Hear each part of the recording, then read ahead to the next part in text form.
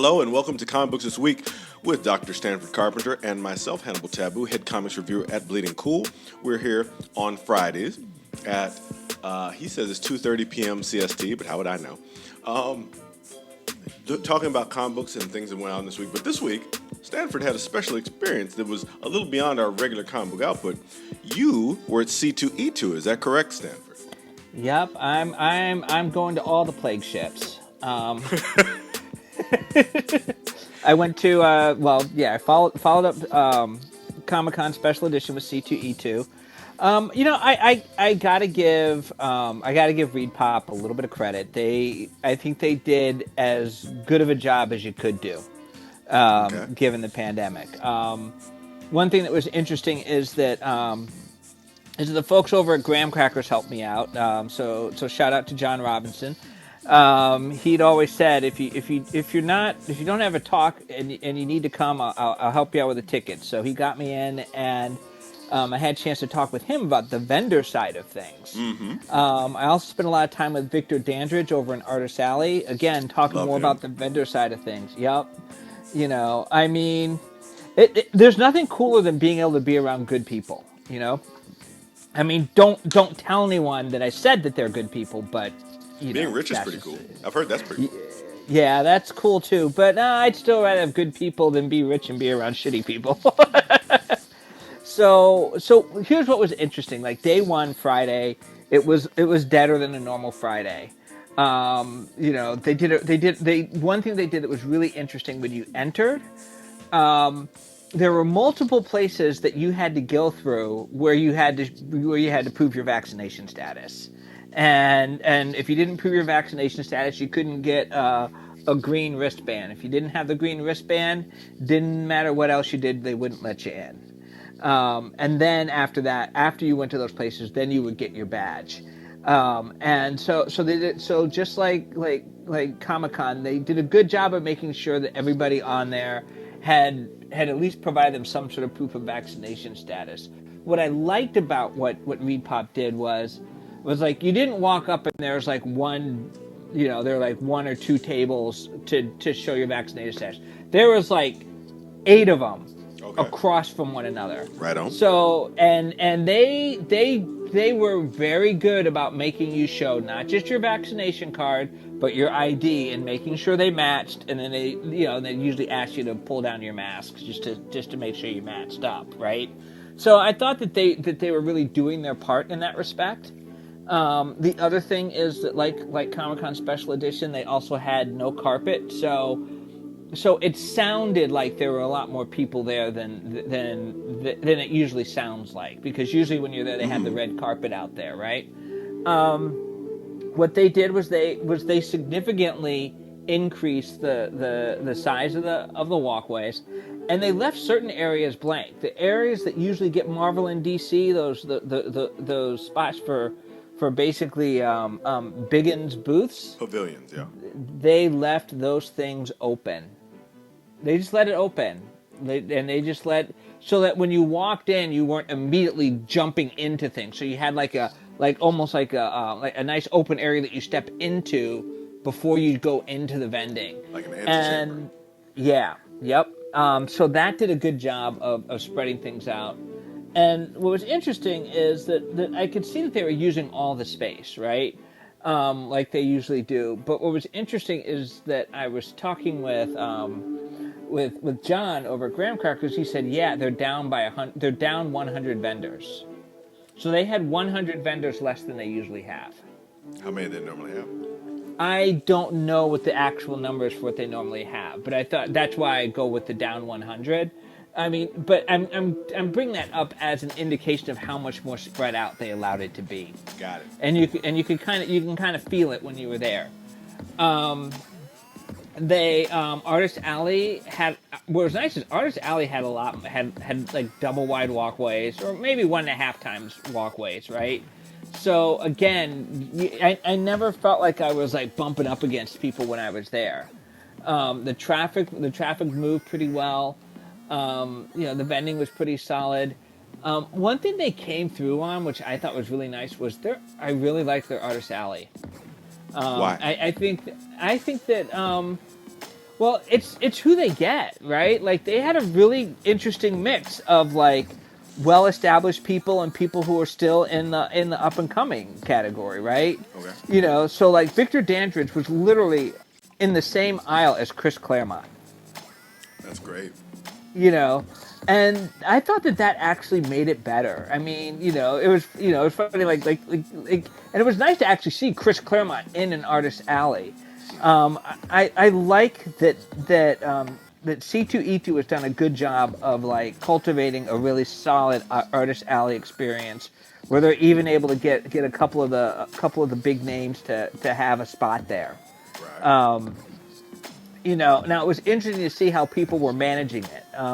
For the most part, almost everybody I thought they were taking precautions because, they realized that it's their health, it's their business. Absolutely.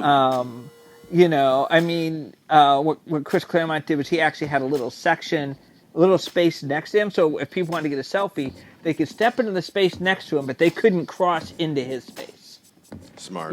So I thought that was good. As far as if you got like photographs with stars, the way they had it set up was you walked into like a little booth, and they actually had a plexiglass screen between you and the stars that you were having your photo taken next to, Okay. and they had you get as close as that plexiglass wall, but the plexiglass wall was like, you're looking, when they took the picture, you're looking at it at the side, so you barely even noticed it. Okay. So that way you could do the picture and people could take their masks off. But they were completely like siloed in that way. So I thought that was good too. I mean, you've got the actual physical barrier, along with the fact that you've got everybody is supposedly vaccinated or has a negative PCR test. Honestly, I'm still not completely comfortable with that. I agree. So I kind of went. I mean, I was there at the KN95 mask. I had the full body condom on, and then Look like Breaking Bad. Yeah. I kept it covered, and I didn't go into the panels. Because I didn't want to be sitting that close to anybody. Respect. But if you're going to be coming back, I felt like they took the precautions they could. Now, what's interesting about McCormick Place is it's connected to two hotels, and so I went over to the hotel, and unlike the Manchester Grand Hyatt in San Diego,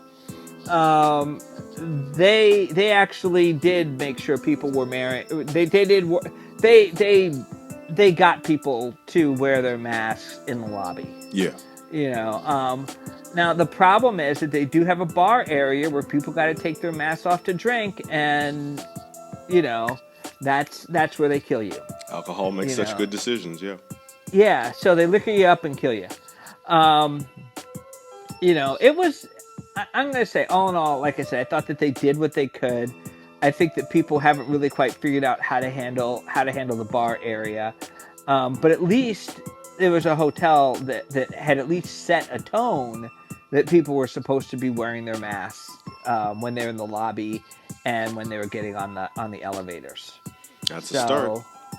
So yeah, it is a start.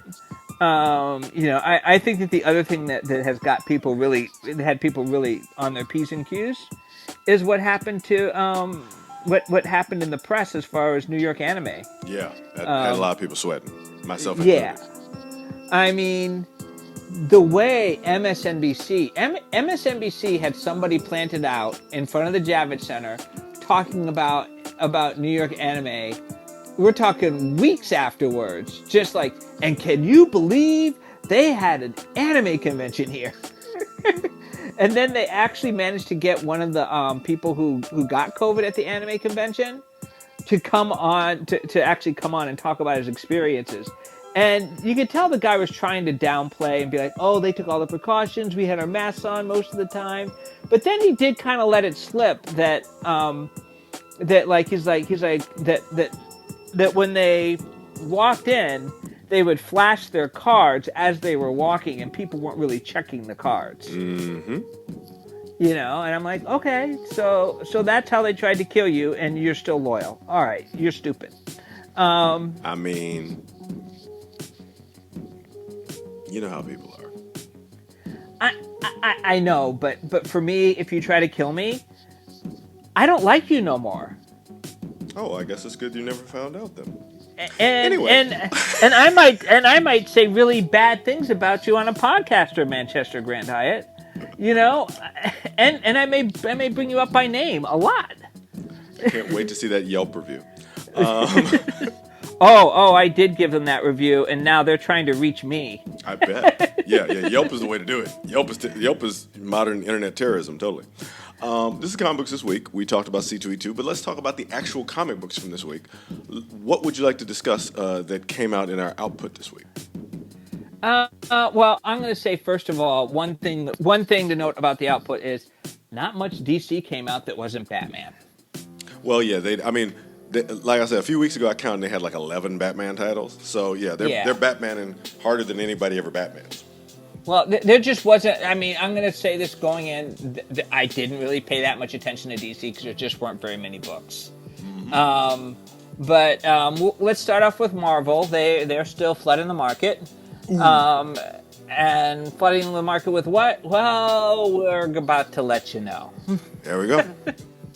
So let's start with Amazing Spider-Man 81. We've been kind of following Amazing Spider-Man, and I've been following it in the hopes that we could get some improvement. And well, you know, yet again I've been dashed against the rocks. You Chicagoans and your hope. Anyway, you know, the deal is Peter Parker is in a coma. And Ben Reilly, his clone, has taken over as being Spider-Man with the support of the Beyond Corporation, who bought the trademark after it was foolishly filed and registered by Otto Octavius, and then he ran his company into the ground. Fun story. I mean, technically Peter ran it in the ground, but whatever. It doesn't matter. The company doesn't work. Trademark's used, now the Beyond Corporation owns it, and they want nobody else to be Spider-Man, which is funny in that we have like a gajillion Spider-Man. So, yeah, he's just, I don't know, I mean, for me, Ben Reilly is not a captivating character. He doesn't have the same gravitas, they're not developing him with the same gravitas, he doesn't have the same weight of resonance with who he is as a character, and that makes it difficult no matter what's actually going on in the book to get on board for it. Exactly. And as you said, you know, I mean, the original is always going to outdo the copy. Mm-hmm. Yeah, it's not a terrible idea. It's just I just feel like it's like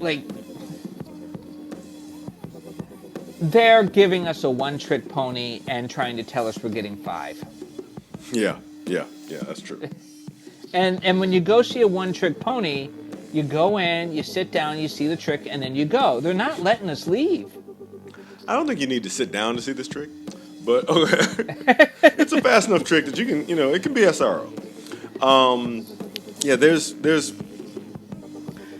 Well, first of all, let's talk about the threats he's fighting, because he goes out with what's now we're somehow starting to call the Brooklyn Spider, Miles Morales. Which, I don't know if that's going to stick, I don't know if it's going to work, and I don't know if I like it. But, you know, and they're fighting what exactly? I mean, it's like, it was more an excuse for the two of them to interact than an actual serious antagonist to really worry about. And, you know, them working together, there's no special click to it. There's no I mean, like, you've seen Miles Morales on page with Kamala Khan, for example, the Miss Marvel character, or you've seen him with, you know, Ironheart or some of the other characters from the Champions, and there's real actual chemistry in the way these characters interact. There's nothing. Ben Reilly is giving you nothing. He's like Heather Graham in a movie. He's just not giving you any chemistry whatsoever. And I don't even know why his girlfriend gives him the time of day. He got her out of prison. Oh, yeah, I forgot about that. But, you know, I mean, I actually think she's the most interesting character in that book, quite frankly. Yeah, well, she'd be the most interesting felon on the block if she broke up with him because, she's a conditional thing. But Right. which is a whole other problematic political thing when you want to, objectify a woman that way. There's a whole lot of issues there. Right. What I love is that you've got, his girlfriend is a redhead, just like Mary Jane, but she's an ex-con. It's kind of like truly saying that she is a bootleg Mary Jane. Yes. And it's hard to get away from that element to actually get to her character, which I actually think is somewhat interesting. Like, what is it like to be in a relationship with a corporate superhero?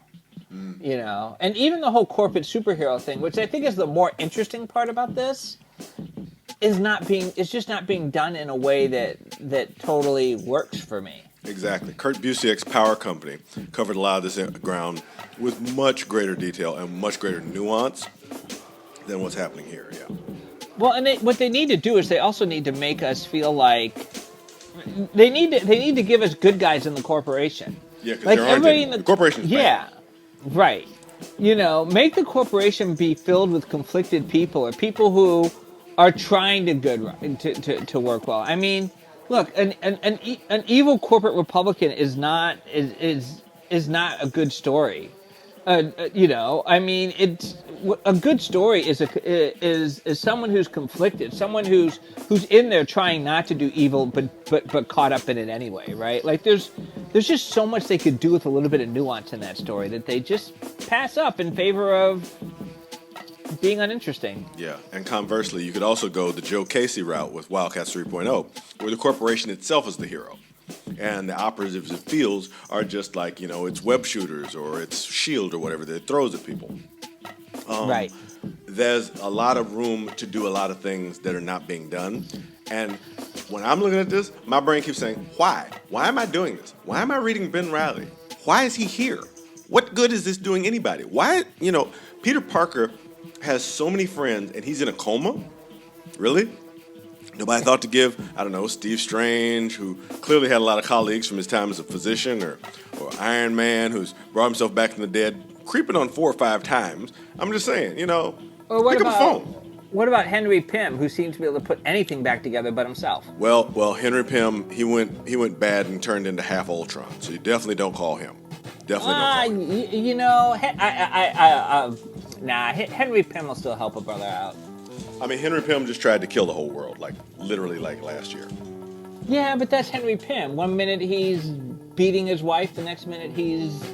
Yeah, I mean, he's a shit human being. Let's not language. Let's not sugarcoat it. Okay, he is a dumpster fire of a human being, but he knows how to fix things as long as it doesn't have to do with himself.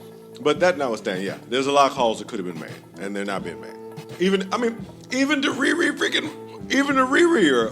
or Shuri, people that, there's a lot of people you can go. Right. So, on to the next one. Oh, yeah, wait. What are we giving? I'm not going to buy that one. Amazing Spider-Man. Yeah, I'll give it a meh as well. Defenders number 4. Defenders number 4 feels to me like somebody took a really bad acid trip and tried to load me in their suitcase. I'm with you on that. I am not with this proto-universal, what do you call it? Archetypical Avengers gag. I wasn't with it when we did Avengers 1 million BC. I'm not with it here. I'm like, okay, I get it. You don't want to do any new ideas because you don't make anything new. I get it. Fine, whatever. But I don't know. Well, here's what I loved. And this was my first impression when I read it. I like that they have sort of a previously little thing that says what happened before, right? Mm-hmm. I read the previously about number 3, and I was like, oh, that's what happened in number 3. Mm. This previously is more interesting than number 3. You're not wrong. And then I went on to read number 4, and I realized that's the problem. Like somehow they've managed to create something that's so convoluted that you need the previously to understand what happened. Yeah. That's a case of conception over execution. We got this Right. great idea, and when we go out to try to do it in the real world, it just doesn't work. Because the idea that if you just strung the previous leads together, you actually have a really interesting set of ideas there. Yep. But yeah, Everybody's got ideas, though. That doesn't necessarily make a story. there you go, clouding the issue with facts yet again. Yeah, so Defenders is definitely a meh in my book, and theirs as well. I gotta give it. Yeah, I gotta give it a meh. All right. Let's pull out some hope. Eternals #8. I'm most disturbed by the fact that when preview panels were posted online, most of the commentary was about Thanos' butt. That was very disturbing to me. I was like, really? He's killed more than half the universe at least once or twice. Hey, Vanessa, what's up? This is my friend Dr. Stanford Carpenter. We're just talking about what comic books came out this week and recording it for YouTube and so on and so forth. Vanessa's a good friend of the family. She's very, very good people, and I love her. It's a pleasure to have you listening to us. We're just going to forge ahead, though. Because she knows how to find me. She'll text me if she needs something. Well, we're talking about, which one is it now? Oh, wow, I've forgotten which book we're talking about. That's bad. Well, it's so memorable. It's Eternals #8. Oh, right, where they were talking about Thanos' butt, which I didn't like that, yeah. So now he's in charge of the Eternals, because that's a thing that happens, democracy or something. I think it's supposed to be a commentary on democracy, that, the worst possible person got elected, and everybody's just like, oh, okay, sure, I guess, Or, what happened? I didn't tune in, what? So, I think there's a attempted commentary there, but I just don't know if it's very strong. Well, I get it, though. I get what you're talking about in terms of the worst possible person being elected, but it still doesn't make sense with Thanos. I actually feel like this story has demeaned Thanos as a character. Yes, hard agree. And that's the problem. Like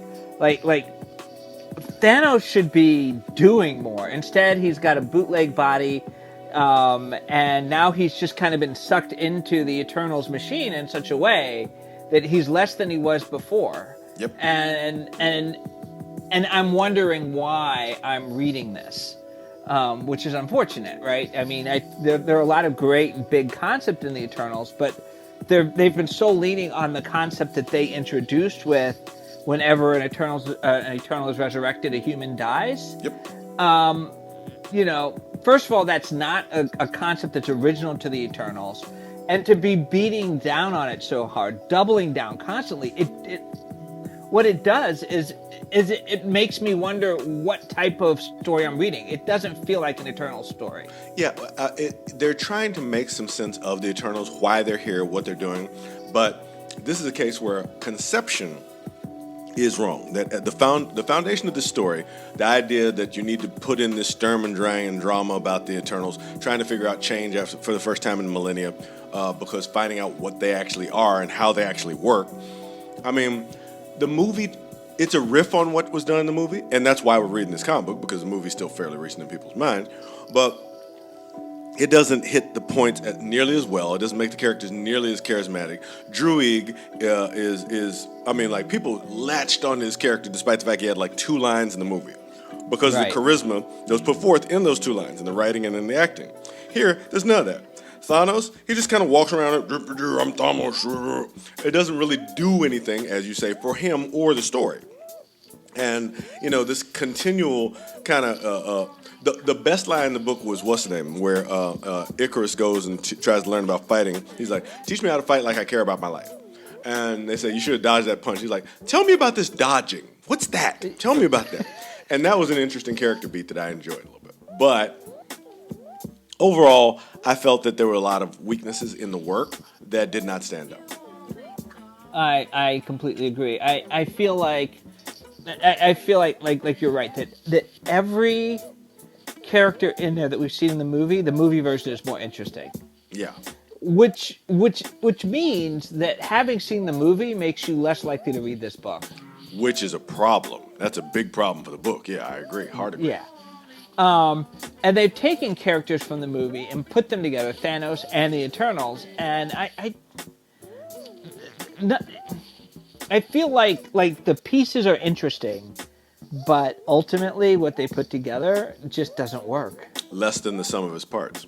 Yes. Yeah, so that's gonna be a big old meh for me, despite being a good-looking book. Yep. No, you know what? I'm going to disagree with you. It was not a good-looking book. Oh, okay. I actually feel like the artist was going out of his way to make the characters look unattractive. Like that's the thing. They lack the presence and majesty that we're used to Okay, that's seeing fair. the Eternals be given, and that's kind of what's interesting about the Eternals. They're given this majesty, right? So yeah, I'm gonna have to give it a double math. I'm here for it. I respect it. So how are you feeling about Hulk #2? Hulk is getting super weird, and I like weird, but it did weird in a way that I thought was a little like wah fan servicey. The quote unquote fuel created from the Hulk's psyche, I was like, really? This is what we have to do? I mean, are we really going to just do this?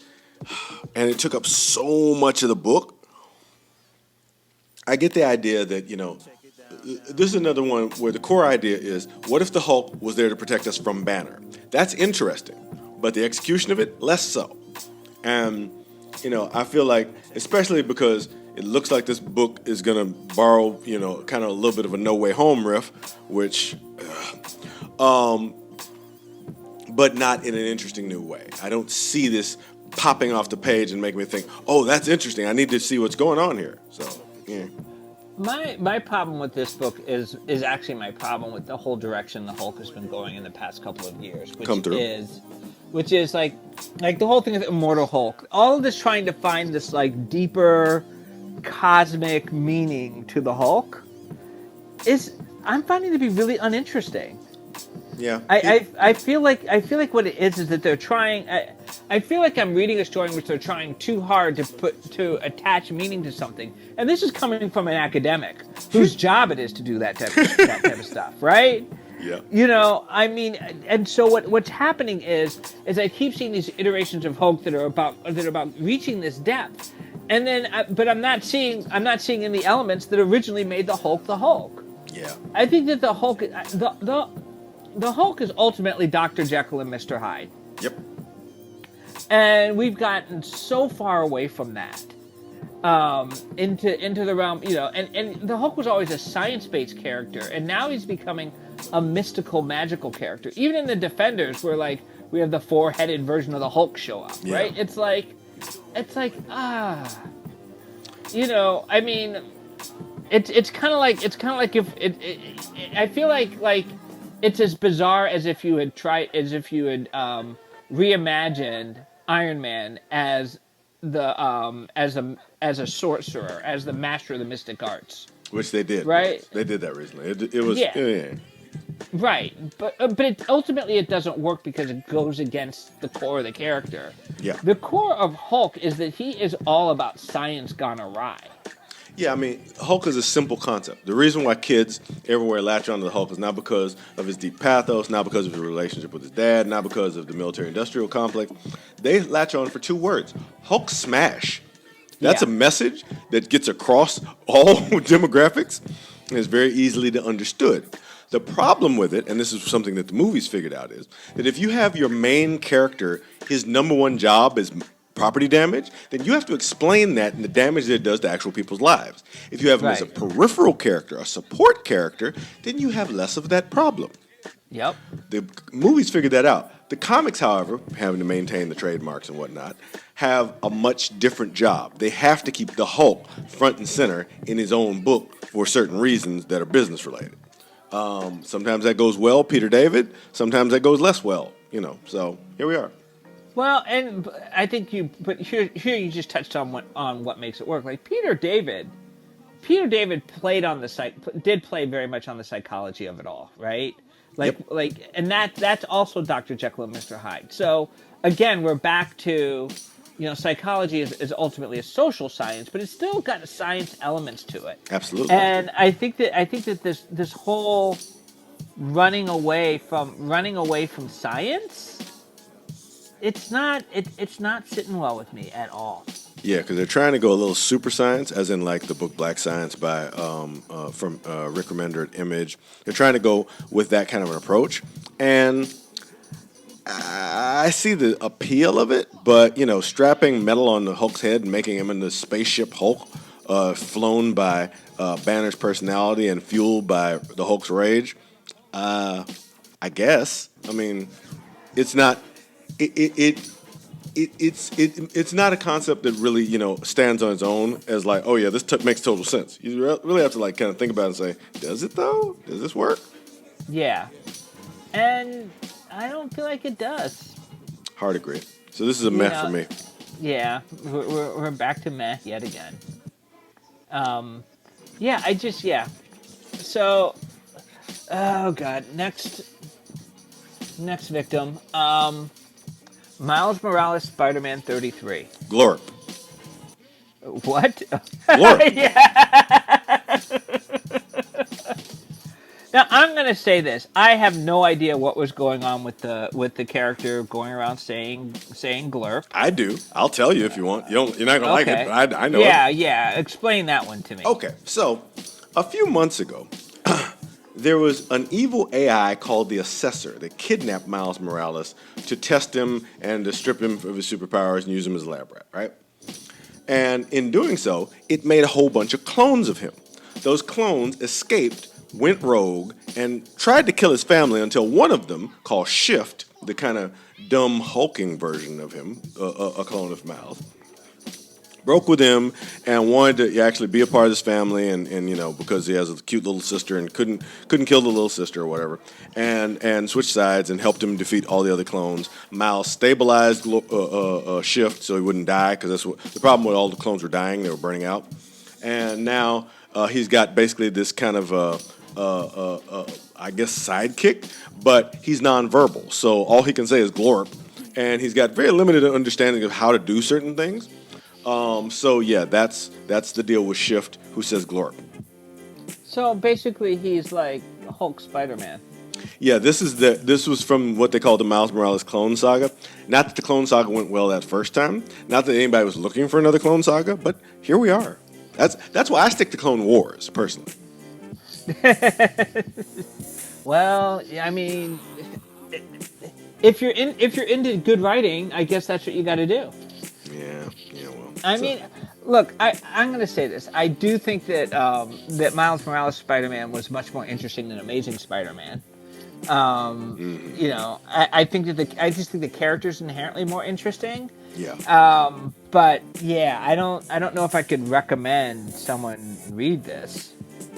Yeah, this is a meh for me, because despite the fact that this has got a really good grasp on Miles as a character, it doesn't put that character into situations that make sense a lot of times or Right. that are intriguing.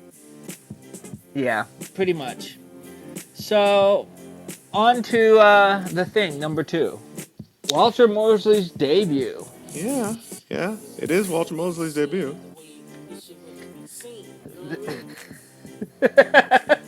Oh, come on. No Okay, love for Walter Mosley? I love Walter Mosley. I love Walter Mosley, but this doesn't. I'm still sure. Okay, so Thing goes through a big drama and breaks up with Alicia Masters in last issue, sure, and he goes on a dating app, I guess, and he gets matched up with this Harlem chanteuse, okay, and she doesn't know that she has a stalker who's super obsessed with her from an underground Morlock-like community that's also... So underneath New York City, we've already got the Morlocks and Mole Man, and now there's another community of people who are just normalists, but just like weird outcasts or whatever. First of all, I think the mayor needs to look into the city's safety if this many underground communities are happening here that are threatening the populace. And what's with the social safety net? That's my question. But when I get through all those things, the Thing just kind of like seems like a pinball, just kind of boing, boing, bouncing off the side of things, and it doesn't really seem like he's making choices more than he's having the world happen to him. Right. Oh, I agree with you. I felt like this. I felt like this. We're definitely experiencing a sophomore slump here from the first one. I mean, I recommended the first one. I did not. I feel like this one.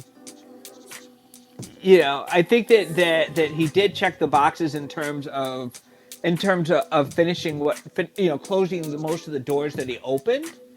But this hasn't given me a reason to love the ever loving blue-eyed thing. Yep. Yeah. And I think he even missed the opportunity to say his catchphrase at one point. I was like, really? Not. Okay. We're not gonna go with that. Okay. I guess. Well, yeah. So, all right. Well, I'm gonna have to give this one a meh. Agreed. All right, now let's go on to let's see if we can find some hope. Find some hope in X Force 26. Error 404. Glorp. Yeah. I got like 3/4 of the way through the book, and a mark of something uninteresting is I get 3/4 of the way through it and I wonder what the hell's going on. Like I was turning pages, I was taking in words, and it was so uninteresting my brain was refusing to process it. I mean, I figured I know what's happening. I just don't like it. There's a mutant baby boom that people are just kind of, dropping off mutant babies at this place because they're, getting knocked up and having unprotected sex and yada yada because the mutant culture is out of control. I guess. But then somebody with weird superpowers invades the island, which isn't supposed to be possible because the island's supposed to know who comes on it. But whatever, let's get around that. And they kidnap a bunch of mutant babies, and Wolverine feels guilty because he kind of was flirting with one of them before this was revealed. And now he goes to hunt this down. There's a whole surfing thing going on as well because this woman and her crew, they're hardwired. If they don't risk their lives, they feel like, they start to fall into a depression. They're adrenaline junkies, scientifically adrenaline junkies. And, I mean, so?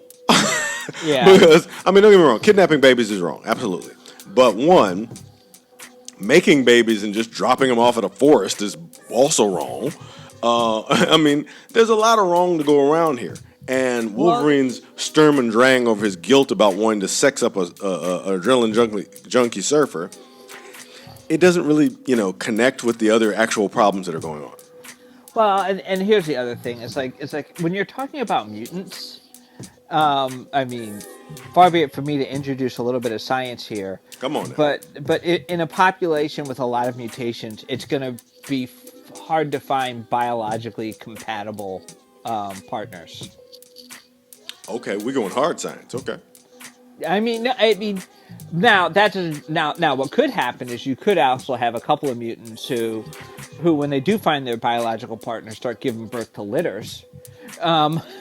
You could have someone just drop 1,000 eggs like a frog does tadpoles, right? Wow. That'd be weird. Yeah, but this is the thing. I think that just like this whole thing with resurrection is really problematic if you don't really start to try and think it through. Yep. I think that the whole element of New Mutants that's about like be fruitful and multiply. I wish that they could deal with it in just a more thought out manner. Yeah. I feel like they're trying to look like they've thought it out, but they haven't really thought it out. Like what do we know about cultures that place a high value on reproduction and what that does to the individuals who are responsible for different parts of the insemination process. Handmaid's Tale. Sorry, what? Right, exactly. Right, But also like then you add all the weird biological stuff that's going on there, like if I was doing it, I'd be telling stories about mutants that are born and mature really quickly and know that they have a lifespan of 8 days. Yeah, they've played the idea that what they call Homo superior, the mutant strain, is a different species, and as such, as a species, they're not simply mutants as we normally consider them, but that they're fertile of their own right. And Grant Morrison had some weird ideas that he went with, but The grand architect of the Krakoan experiment, Jonathan Hickman, has taken his hand off the wheel at multiple points, and he's leaving prematurely with the Inferno book. So there's no telling what was actually thought out and what wasn't actually thought out at this point, because we're almost at the end of things. And it's like an unfinished souffle. It doesn't really seem to have risen to the great heights that we were promised, and the taste, we've had better. That's you ain't kidding on that. I just feel like, give us a little more to latch on to, like just really. I wish that Hickman had come in and really thought through not just how he was going to do the adventure side and the political side, but really thought through how he was going to do all of this other stuff, because he's really stepping into biology and evolution hard in the paint. And even like within species, when you have mutations within species, eventually, ultimately those mutations do affect fertility, and in both directions. And like I said, I just wish that they were dealing with that. I wish that they were talking a little more about, like, what does it mean? What does it mean when you sanction rapid fertilization? It means that I'm going to give it a meh. I don't know anything beyond that. Yeah, I'll give it a meh too. So I read one DC comic this week. Okay. Black Manta. Okay. And I definitely feel like this was better than the last issue, right? Don't agree, but okay. I thought this was kind of a fun issue, but it's really, I feel like it's really just trying to pull itself out of a hole at this point. It's tough because we've now tied Black Manta into ancient Atlanteans, and we've done a whole thing. It's like, I would have just liked to seen a book where he was just a pirate. I mean, I would have been cool with that. Yeah, I think we've gotten too much into trying to retcon him into godhood. Yeah. I mean, don't get me wrong. It's hard to make a guy who stands on his own against, somebody who can throw a car. But there's still a reason why the original concept endured so much. And we're a long way from it. Right. And yeah, because I'm not really seeing Black Mantering. Like I want to see him just be the Black Manta. Yeah. Have him walking there in all black and just use that damn laser beam and. Yeah, he's just crankly yelling most of the time. Yeah, my favorite comment comes from Goat, where she said, "Oh yeah, he threatens to kill me once a week." That chemistry is really great. And if they were in just a pirate book, the two of them bickering back and forth, that's hilarious. Let's do that. Yeah. So, oh well. That's a meh for me. Same here. Let's move on to the independent realm. We got a little bit of time left, right? Yep. We got about 14 minutes. All right. I'm gonna let's talk about regarding the matter of Oswald's body. If we must. All right. This is a look at how things around the assassination of JFK happened. It's as good as any other theory, I guess, but I don't know if I'd call it entertainment. This group of kind of rejects that they've assembled to do certain things, to make things happen in terms of the swapping, essentially, of Lee Harvey Oswald's body for some kind of stooge or whatever. I guess. I mean, here's the thing. Let's say if you landed from Mars and you don't know who JFK is, which, I'm not going to lie, my 12-year-old doesn't know who JFK is, right? My 17-year-old might. And they're reading this, they're like, why do people care? Why is this important?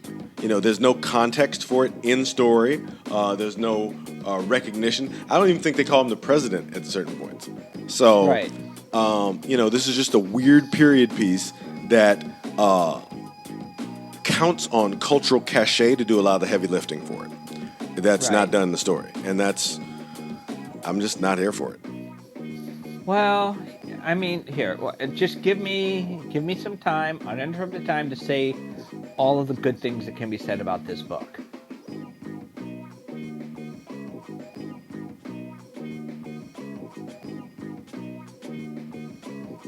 Now that I'm done saying all the good things that can be said about this book, Nailed it. why don't we think about going to the next one? All right. I mean, damn. I I sat through what 20 some odd pages of story that really should have just taken one maybe 2 pages tops. Yeah. That's Nothing real something. happened. Nothing. They they they grabbed a guy, they tied him up. That's it.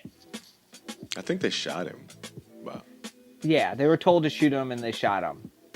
Yeah. But it's but like even in my saying what I said, it makes it sound like more happened than really did. Yeah. Yeah. But this could have been done in 2 pages. 2 pages would have, and 2 pages would have been a lot of space for what happened. Yeah. That's fair. That's totally fair. So I'm left with, why am I spending my time on this? Because people have inflated the myth of JFK as this great, enormous story of import that literally most people don't like. I use this for a lot of things that I deal with. I'm like, there's literally a billion Chinese people who don't care. There's literally a billion Indian people who don't care. There's literally a billion Africans who don't care.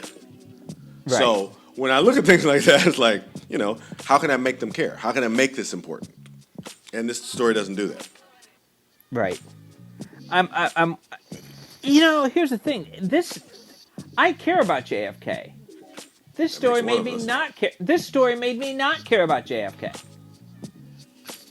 Okay. Well, yeah. I mean, what they've done is they've taken something that I'm barely curious about and made me uninterested. Well, I started uninterested, so you know how far from it I am then. Right. And I think that and the irony is, the title is a better story than the story. Yeah. But for me, it's also not enough of a story for me to remember. So Right. It's not bad enough to denigrate, but it's not, it's definitely not good enough to recommend. Right. Yeah. So. The definition of meh for me. Yep. So let's go on over to Newburn number 2. Newburn number 2, I think, wasn't as good as the first issue, but I did like a number of things that happened here. I did like the core investigation itself. I liked the energy and the vibe between the two leads. But I think using the mockumentary format, the Talking Heads mockumentary format, which has become popular with shows like The Office or whatever, or Modern Family, I think that was a mistake. I think people believe that's a stronger storytelling tool than it is. And use it to shortcut a lot of the hard work of actually determining who a character is through their actions. So I wasn't a big fan of that. I get why they did it. I get in story why it made sense, but it didn't connect for me. I can see that. I mean, the mockumentary thing didn't really. I could have. It didn't bother me as much as it bothers you. Mm-hmm. But and it didn't add as much. I think that there are other ways in which they could have done it. Yeah. You're right. What I did like but I did like the fact that they had other people talking about the character in ways that brought out how problematic he is, right? Yeah. Like there's something about the idea of being like I'm the fixer for all the mobs. It's kind of cool. But you don't want it to be too cool, or the story doesn't quite work. You know what I mean? Like he's not a nice guy. Well, yeah. I mean, for me, it's kind of like, truth be told, the Doctor. Oh, you're gonna go travel through time and space with Doctor Who, and that's great. Oh, wait a minute. You're saying other people did this too? Where are they? Yeah. What happened to them? I want to know what my fate's going to be. Oh, that's not good at all. That's not good in any remote way. What happened to Bill? She's a what now? So. Well, you don't want. Hey, let's put it this way. You're in trouble if you're black and the Doctor asks you to join them. I mean, Dr. Martha Jones did all right. She's my personal favorite companion, but that's just because she had the best fate, but she still ended up unhappy. No, she ended up happy. She ended up with the other guy. It was Jones and Jones, and they were fine.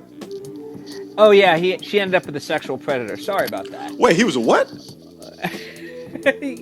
The guy who played what's his name, Mickey or whatever. Oh, the actor. Yeah. Oh, I did hear about that, but we didn't know that back then. Yeah, unfortunately we do now. Now you done ruined that. Doggone it, Stanford. Well, my job is done. This is what happens when I became a companion of the Doctor, apparently. Right. All I know is, it's kind of like if a guy who shoots arrow comes up to you and says, "I want you to be my sidekick. You can be Speedy. You need to run and hide." Ain't no good outcomes for anybody running around in red named Speedy. The dragon we're chasing is not named Richard, but anyway, so. Yeah, I like Newburn. It was an honorable mention for me. But like I said, it cut some corners where I think it needed to, lean in and do the work. Right, and I'm with you on that. I'd also give it an honorable mention. And I have one last book I wanted to talk about. It's actually not from this week. It's from last week. Okay. It's Nita Hawes' Nightmare Blog, number 2. I went back and read this. This book creeped me out a little bit, and I'm 85% sure it's in continuity with Philadelphia. Yeah. I thought this book was brilliant. I really enjoyed it. I love everything they've done with the character. I love the way Rodney Barnes is just, took the character, very much situated her in Baltimore, right? Yeah. And did it by having her be connected to places in Baltimore that are not like the place that you think of as being part of Baltimore if you've never been to Baltimore. Okay. And I thought that was really cool. Like it's not. It's kind of like, how like when people want to do Chicago, it's like, oh look, the Sears Tower. Well, we don't call it the Sears Tower anymore. And yeah, everybody knows about the Sears Tower. Oh, look, the Bean. Oh, okay, yeah, everybody who does a Wikipedia entry on Chicago, they know about the Bean. No, tell me about actual neighborhoods. Tell me about Bronzeville. Tell me about Englewood, right? The story's told by Stoney and Cottage Grove. Exactly, and that's what he's doing with Baltimore, and I love it. And I gotta say, this whole story, like just the little things, like they talk about how, like, well, demons just hate human beings and will take any opportunity to kill them. I'm like, good to know. Ooh. Glad you affirmed it. And I like how you made that an integral part of the plot. Right? Yeah. That, and it's something that we all kind of suspect, but to say that it just comes down to they hate human beings the way a lot of human beings hate spiders.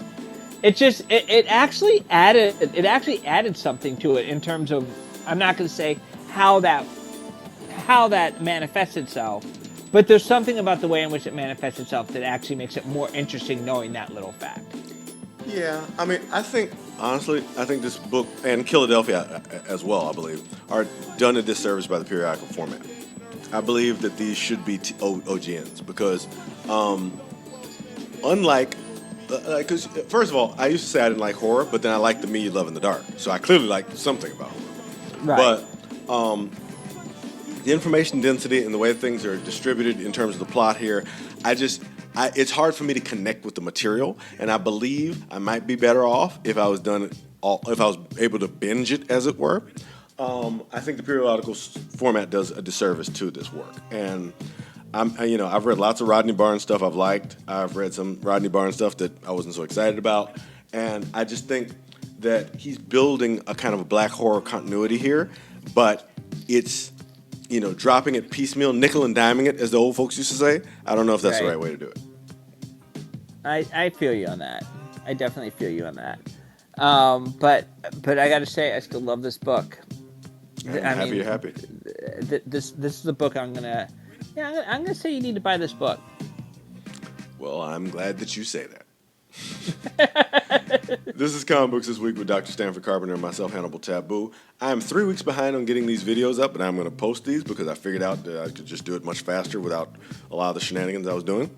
And we appreciate you joining us. Please click on the It's Complicated house above my head to join our club. We appreciate so much.